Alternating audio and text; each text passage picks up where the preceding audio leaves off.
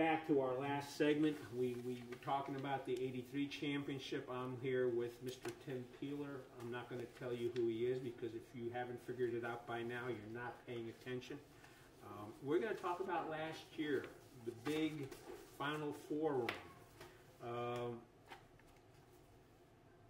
And I've got 10 questions, and Tim also likes to embellish, so we will learn more than enough information here. But my first question was, what was the key moment in NC State's ACC tournament run that set the stage for the NCAA tournament journey?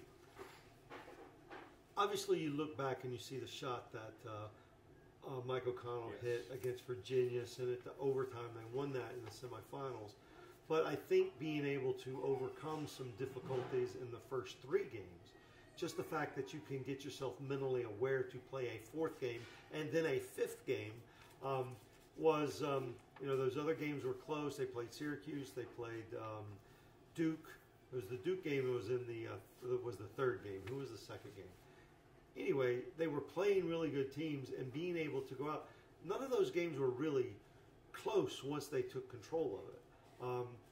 Yeah, the Virginia game was decided in overtime on that one play, but the other games were pretty handily won. And I think just getting through the mental clarity of being able to win those games early on, win them pretty handily, and then get into a situation where they had to win one more and had to find a way to do it. They had you know, I hate saying confidence, but they had the mental acuity to know, look, all we've got to do is go out and hit one unlikely 3-point shot, and we're going to make it to the championship finals. And then once they got in the championship, you know, that game was not close against North Carolina. It was not close at all.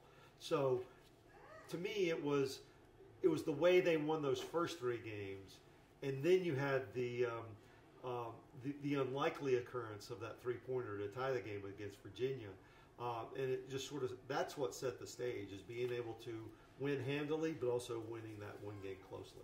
Yeah, well, what was interesting, and it was Syracuse was the other game. Yeah, it was. I mentioned having shot the game during the season. Is they showed that greatness for a half, right?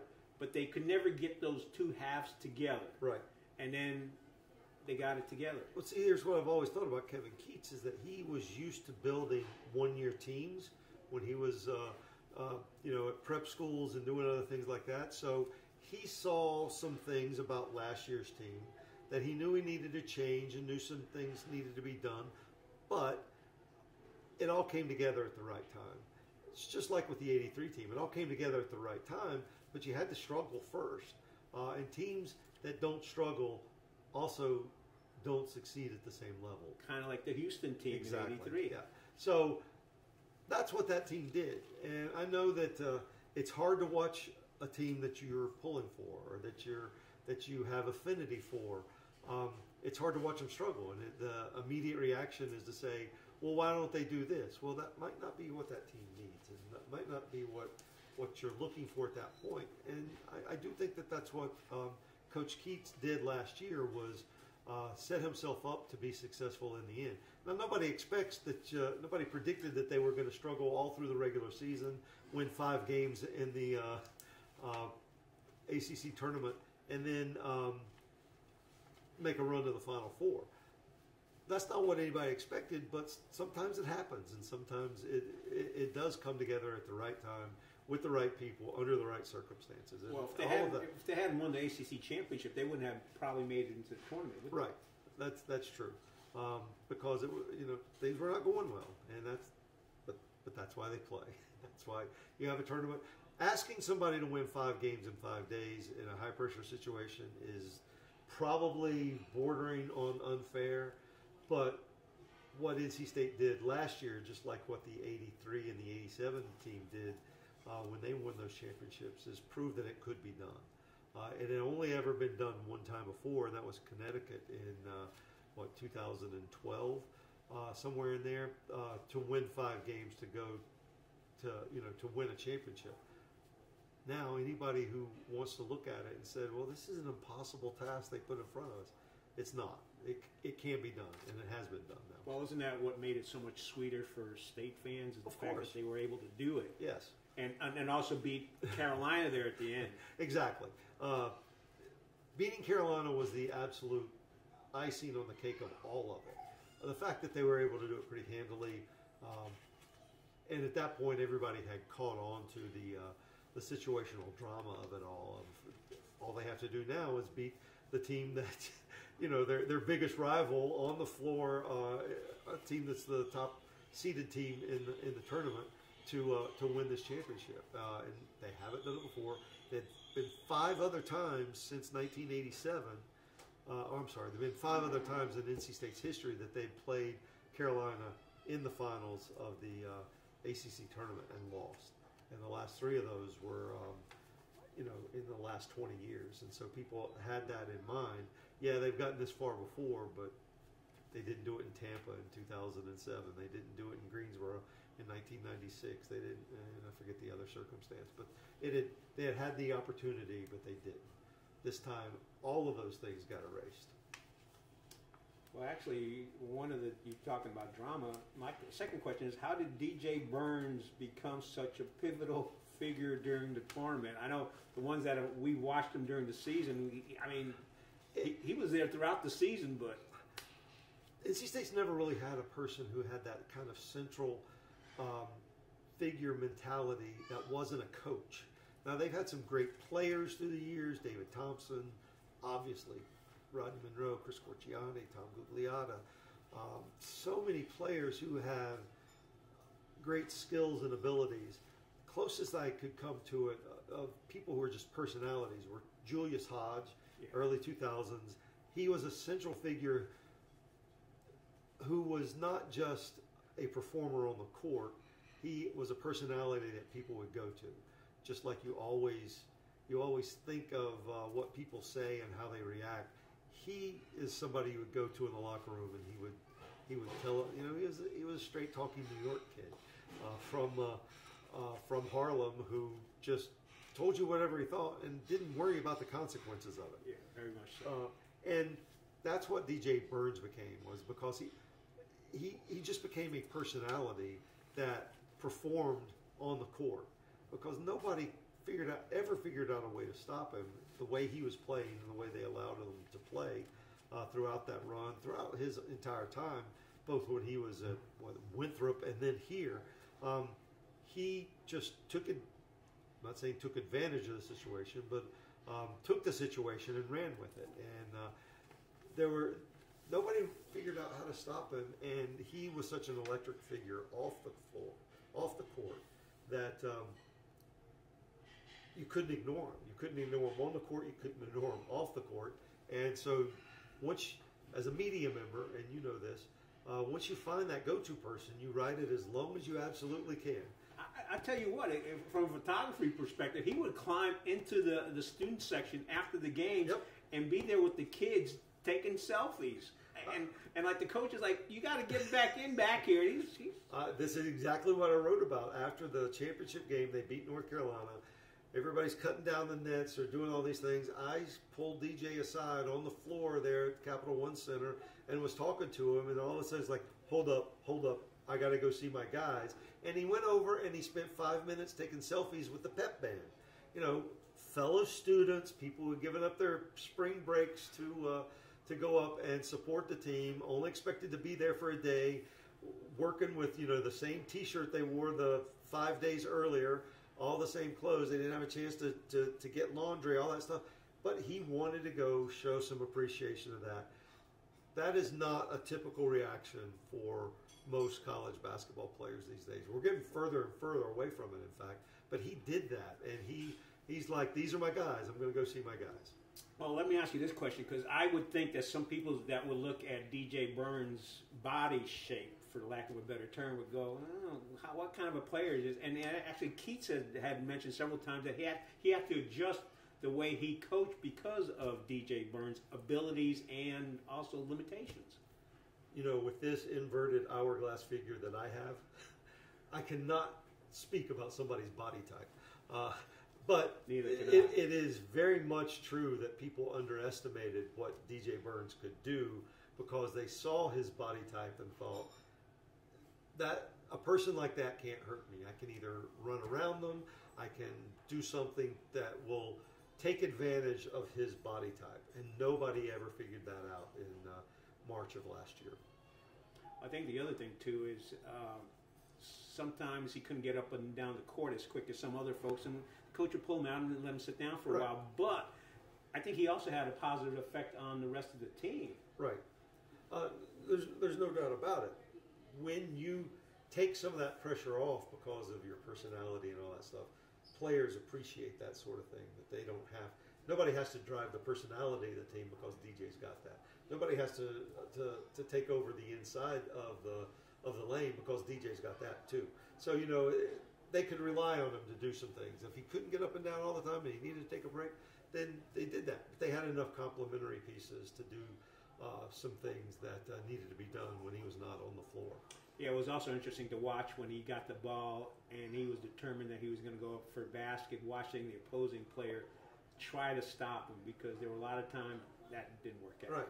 And I'm not saying, and nobody's saying that he was an unstoppable player, but he had enough confidence. He had enough, you know, he was just on a roll. He was on a roll personally and athletically, and he had the perfect personality to take on that role. And it was just it was a joy to watch, and that's why so many people wanted to be a part of what he was doing. Excuse me, I now have the hiccups. That's right.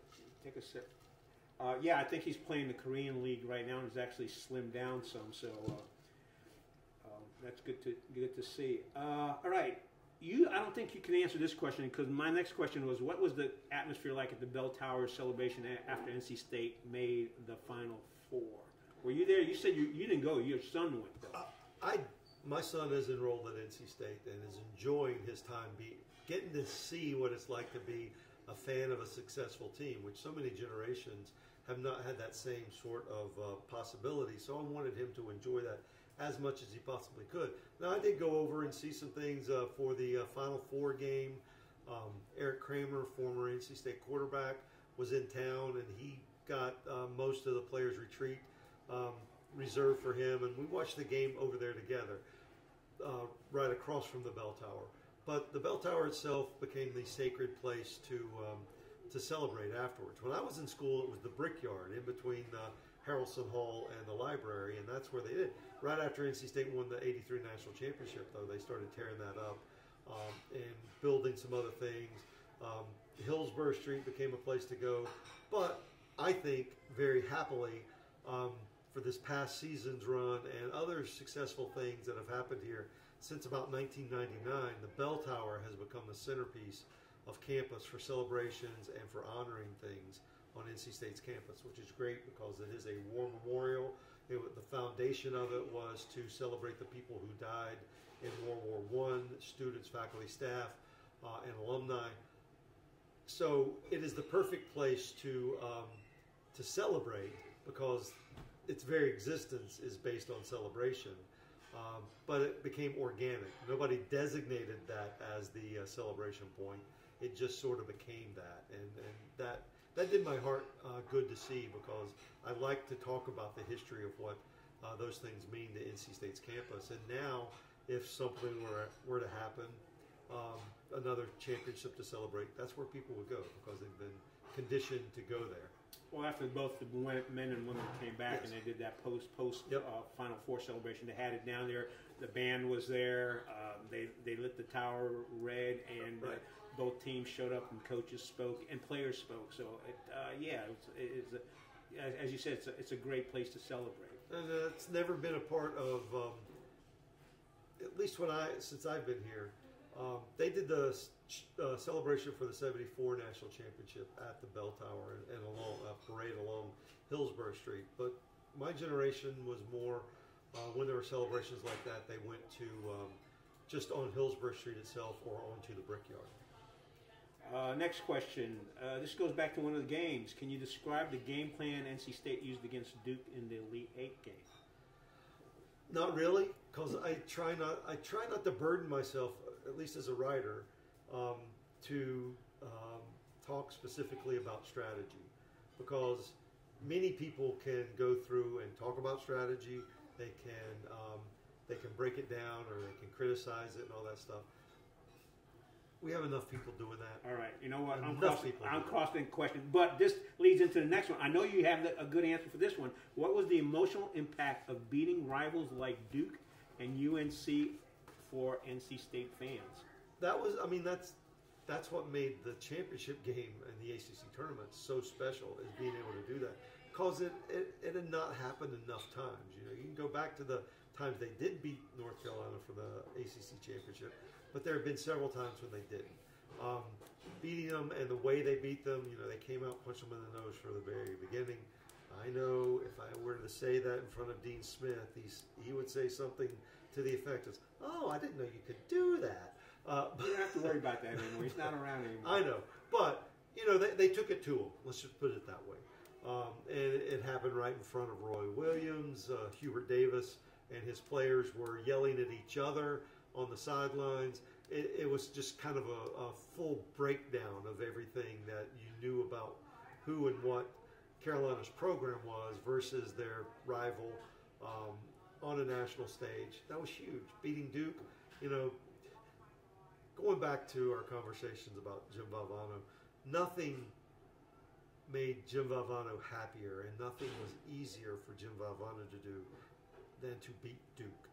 He had a way of playing an undisciplined game that got under the skin of Mike Krzyzewski, who never understood how people couldn't follow a military regiment. Right. So he had that. And states had very good success. Herb Sindick, Mark Gottfried, Sidney Lowe, against Duke when most of their wins over number 1 teams and over top 10 teams are Duke in the last 20 years. So they've had success against that. So once they had the ability to play Duke, they thought they would, you know, there was enough foundation for success there that they weren't going to let that opportunity slip away. Yeah, I like that term you use, foundation for success, because I think that's what happened is towards that ACC tournament and the NCAA tournament, that foundation finally solidified, and they were able to do what they needed to do. This next question I don't think is so much a strategic question, but how did team manage to overcome their odds of reaching the Final Four? I mean, they won the ACC tournament, so they get into the NCAA tournament, but again, that was one where people didn't expect them to go very far. So this is what I think is beautiful about college basketball, is that you have the opportunity to get on a roll and continue that roll. I think that's where college football right now is not living up to that opportunity, because you can't get on a roll in the same way as college football. College football and football in general is a self-defeating and self-diminishing sport. The more games you play, the less good you are. Basketball is not that way. It's exactly the opposite. If you start putting things together and getting on a roll, you become better. You become more solidified. I think you can do that with a roster of 6 to 8 people much better than you can with the roster of 100 different players in football. And statistical odds, all that kind of stuff. College basketball and March Madness, I hate to say you throw it out the window, because there's just not enough windows to throw crap out of anymore, because that's what everybody says. But it's irrelevant. Well, you're right. You could be watching the ESPN app, and all of a sudden the odds are that they're going to win it here, and then all of a sudden, boom, it drops. Goes straight down. And that's why college basketball and the NCAA tournament has become the second most successful and second most watched event in sporting history, other than the Super Bowl. And the Super Bowl is good because you take the best teams in football and eventually match them up. But it's just completely different in the way the flow of a college basketball season is than what a NFL season or college football season is. And people like that. I think people like the difference. I don't know why you'd want to try to turn college football into an NCAA basketball style tournament. Well, I do. Wes Durham agrees with you. He feels the same way, that it needs to be different and start trying to get to the same place. We're talking about injuries in the '83 tournament run, championship run. Again, you had DJ Horn and Casey Marcel got a little hurt during this process. What did Keatts do to kind of get things together? So what I think Keatts did a really good job of doing was that he had a team that wasn't fully successful during the regular season, but he started changing people's roles here and there. I think when the team really came together and started doing things, he put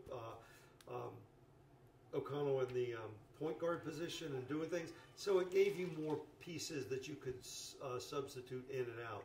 And when somebody got hurt, somebody else was able to step up. And that's what happened when DJ Horn got hurt. He didn't play in one of the games in the ACC tournament. He was able to fit somebody in who could do some things and do them better. You can't just win with superstars. You can't just win with DJ Burns. Otherwise, everybody who ever had DJ Burns on their team would win. You have to have complementary players, and you had some good rebounders, a couple of good shooters, some things that people who had roles on that team, you could rely on them to do that. So if somebody got beat up a little bit, they could step in and change things out. Interchangeability is a huge part of it. Well, actually, that kind of answers the next question, where I basically said, what changes did Kevin Keatts make in that tournament run, and as well as both the ACC and the NCAA? And it sounds like he just made adjustments based upon where they've gotten to at that point. Right, exactly.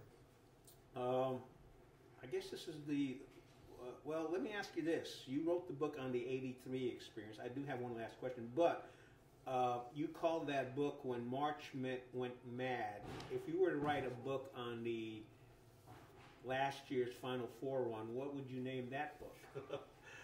I don't know. I'm not a huge fan of it was a very organic line of "Why Not Us," because I thought that was a little bit too diminishing towards their own team. I mean, anybody could say, "Why not us?" I'm not sure what I would do it. What I would call that. It took me 2 years to come up with When March Went Mad. So I don't know what I would call last year's run, other than it was just coming from the unexpected the way it was. I get the sentiment of it. Anybody can win these things now, the way college basketball is and the way college athletics is. But it was something special, and it was something unique that we won't see every single season. They won 5 games in the tournament. 5 games in the tournament's never been done before.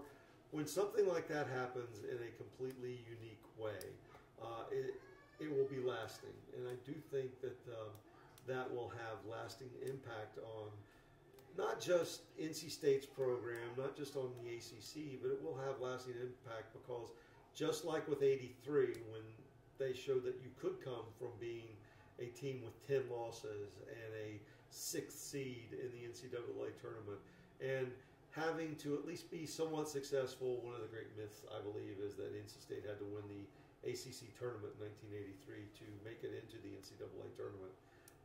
They didn't have to win, but they showed that you could win, and you could get there, and you could continue to win close games and win a national championship. I do think that last year's NC State team showed that if you strategically use all the all the setbacks you might have during the regular season and fix them with a purpose, then you can put things together in the postseason and be successful and win. What did they win? 9 out of 10 games. 9 of the last 10 games. You mentioned the phrase "Why not us?" I mean, it could be kind of cliche, but it didn't get to the point where it seemed to be more of a confidence booster. It's kind of like, hey. Oh yeah, I mean, and that's what it started out as. Yeah, why not? Why not? I get that. I just think we could have. I don't know. All right. Well, we'll get the marketing people in and come up with something we can trademark and all that stuff. But I don't know. I don't know. I have to come up with something. We're all going to wait for the Tim Peeler name for his coming book. Okay, last question, and we're going to wrap it up. And I appreciate Tim doing this because we've been here for over an hour, actually almost 2 hours. What are your thoughts on the future of NC State basketball following last year's Final Four appearance? I think NC State's program is not just going to continue to be successful because of last year's program. I think last year's success, the championship, the Final Four run, rekindled many people's knowledge and appreciation for the long-term success of NC State basketball and athletics. NC State was the reason the ACC became a significant force in college basketball. Everett Case is the reason college basketball is important to the people of North Carolina. Reynolds Coliseum opening 75 years ago this year is the reason people have an affinity for college basketball. It rekindles NC State's spot in what that history has meant to not only the university, not only the state, but also NC State's spot in the national scene of that, because people have forgotten that people don't fully know or fully appreciate anymore that Everett Case won 9 championships in his first 10 years at NC State. Nobody in any major conference has ever done that. Now, that was over the course of being in the Southern Conference and into the ACC. But the fact is he won 9 championships in 10 years. He won 10 championships total in his 16 years. He was the driving force behind getting college basketball here by forcing North Carolina to hire Frank McGuire and Dean Smith, and Duke to hire Vic Bubas. And then the other things that have happened, I think more than anything else, it rekindled that passion that state fans have. It rekindled the knowledge of where all of that came from, and hopefully, at least as someone who has an appreciation for the history of all those things, people will remember where all of this stuff came from. We're in a different age of college athletics. It is not something that I grew up with. None of us grew up with it. Nobody from 5 years ago knew what it was. But it shows that in the place of the transfer portal, in the time of the transfer portal, of the name, images, and licensing agreements and all those things that NC State has in place to be successful, as it has always been during those past years, of going back to Dick Dickey and Ronnie Shavlik and Eddie Biedenbach and David Thompson, Tommy Burleson, all those people who are huge and tremendous figures in the state of North Carolina and in the ACC, that NC State still has a place to produce folks like that. DJ Burns will be in that pantheon of folks like that. But it shows that they are still a part of it all. Here's an opportunity. You've written several books. We've talked about your When March Went Mad. Did you do one on Reynolds? Not anything specifically on Reynolds. I've written about it. I just did a large series of why Reynolds Coliseum is the most important building ever built by the state of North Carolina. Where can people find that? It is on the university website, okay. ncsu.edu. There are about 5 different stories about the history of Reynolds and things that meant athletically as well as culturally. There are several stories on that, but the other books that I've written are Legends of NC State Basketball, came out originally in 2003, and then I did a 100th anniversary of NC State basketball called just 100 years of NC State basketball, and that came out in 2011. So everything I've written book-wise has been about basketball. I've got some other things working right now, and you can also find some of the things that I write on Tim Peeler, oneword.blogspot.com. Just things that I want to write about that I don't have another outlet to put it on. All right, folks, Tim Peeler, unofficial historian. I have to use that term, unofficial historian of NC State sports. I appreciate him taking the time here. I hope you folks appreciate this wealth of knowledge here, and congratulations on last year's Final Four opportunity and the fact that Tim's here to record that and share all that information with you. Thank you very much, folks. Thank you, Tim. Sure.